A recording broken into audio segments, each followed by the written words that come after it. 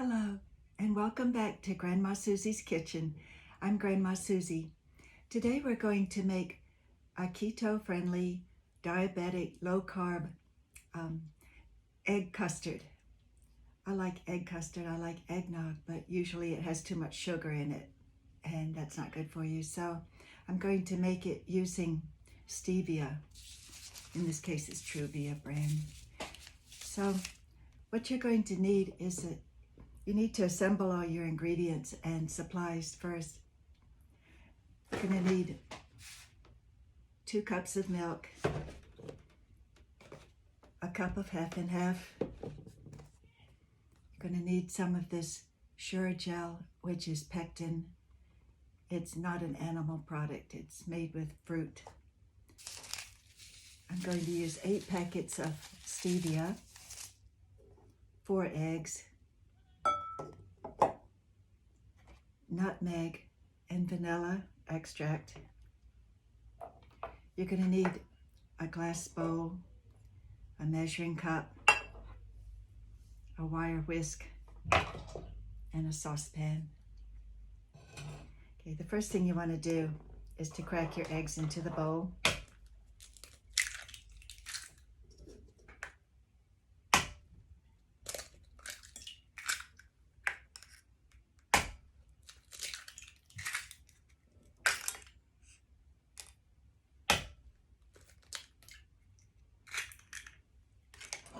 Then you're going to want to whisk it up with the wire whisk until it's frothy. Okay.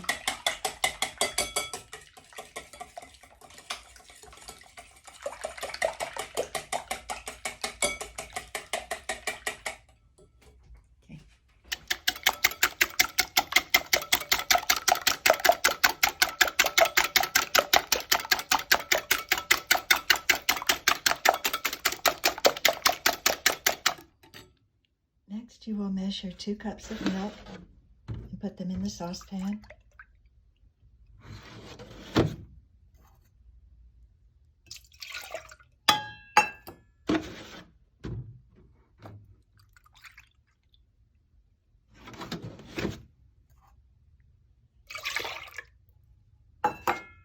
You can add a cup of half and half to make it extra creamy.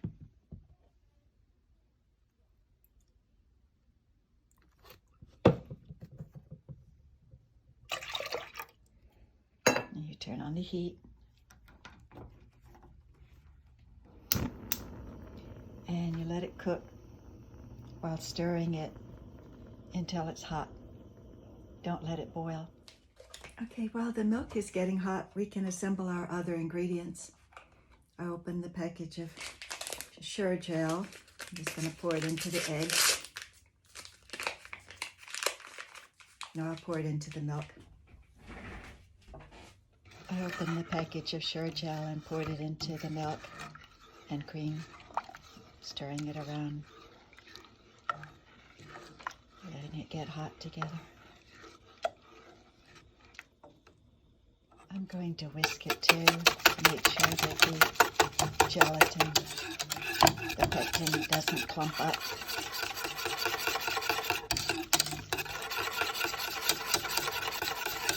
It's starting to get frothy now. Okay, the milk has gotten hot now, and it started to thicken up with the gelatin mixture. I'm going to pour it very slowly into the eggs. You don't want the eggs to curdle or start to lump up, so you have to whisk it while you're stirring it very gently and slowly. This is called tempering the eggs, tempering the mixture. Just a little bit at a time. You don't want it to turn it into scrambled eggs. So you have to go very slowly with this.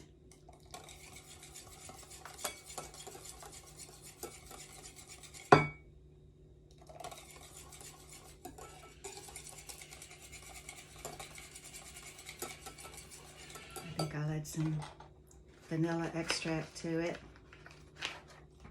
You can measure it, but I just usually just eyeball it, you know, just put in what I think looks good. Maybe a teaspoon or 2. Put in some nutmeg. Sprinkle that in there to make it taste like custard or like eggnog. Okay, that's already started to thicken up the eggs a little bit. You can add some salt if you want. I'll skip the salt. Then we open the bags of stevia. You can put as much as you think tastes good, but I'm using 8. I think 8 will be about right.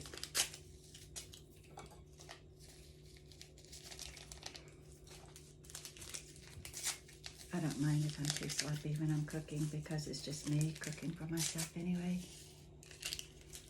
Nobody's really gonna care what it looks like. Then mix that around and add the rest of the milk. At this point, you could put the eggs into the milk, but it doesn't really matter. I'll just keep stirring it this way. It started to thicken up quite a bit. The good thing about a keto recipe using erythritol instead of sugar is that if you add gelatin or pectin to it, it thickens up as if you had sugar. Sugar sort of tends to caramelize the dish. So if you don't have sugar, you need something else to help it thicken. You can use flax seed if you want to. That works too.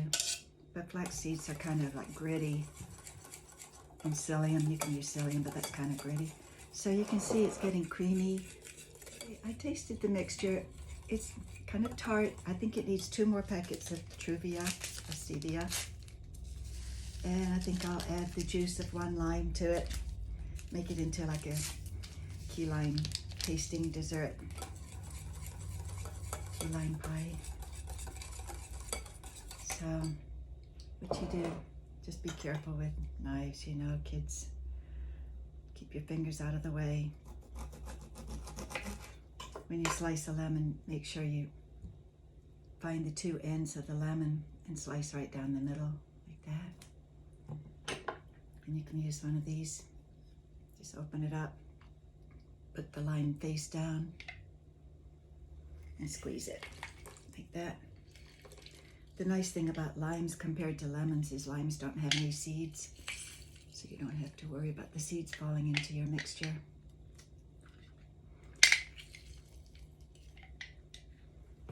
And the other half,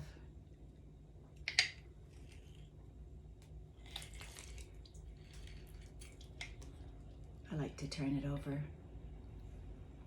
and then squeeze it again and then turn it over again to make sure I get all the juice. Like that. Okay. It's already starting to thicken.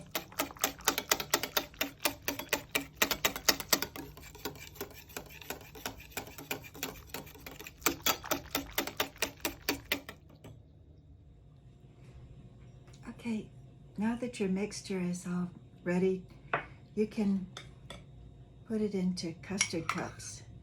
Spoon it into custard cups. Even though it's thick enough to eat, you want to cook it first because eggs can carry a toxin known as salmonella. They can be very deadly. So you want to cook the eggs thoroughly before you eat them.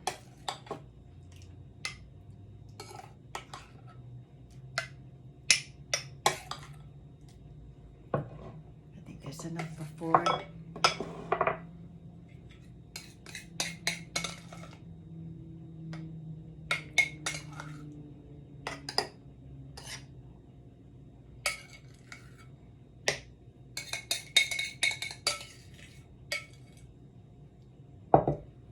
Then we're going to put these custard cups into some water in a pan.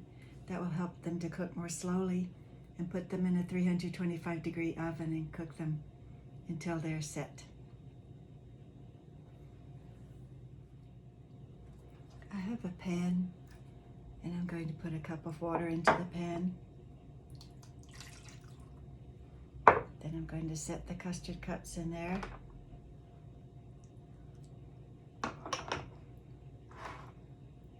them in a 325-degree oven.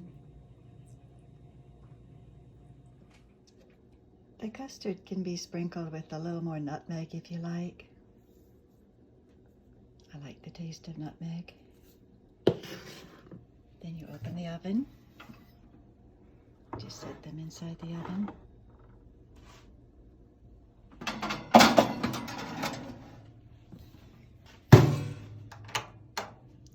I'm going to set it for half an hour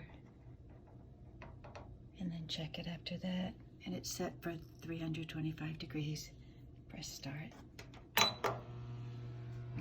We'll check. Okay, the custard has been in the oven for a half hour. I'm going to check it now. Open the oven. Be sure you put on a hot mitt, kids. And just bring it out of the oven. Place it on the stove.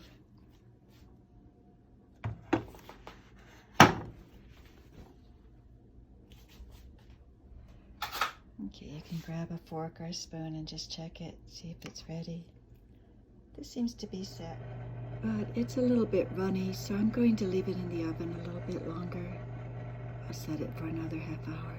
Okay, I left these in for a total of 1 hour, so let's check it and see if it's firm enough. Yeah, that seems to be a good consistency. It's ready to eat now. I'm going to let it cool first. Custard can be very hot when it first comes out of the oven, so you want to let it cool. Okay, so I've left this in a total of 1 hour in the oven. It's cooled off a little bit now. I think it's ready to eat. It became firm around the edges, even though it has that lime in it that didn't cause it to curdle. So we'll try it and see how it tastes. Oh, that's good. It has the consistency of custard.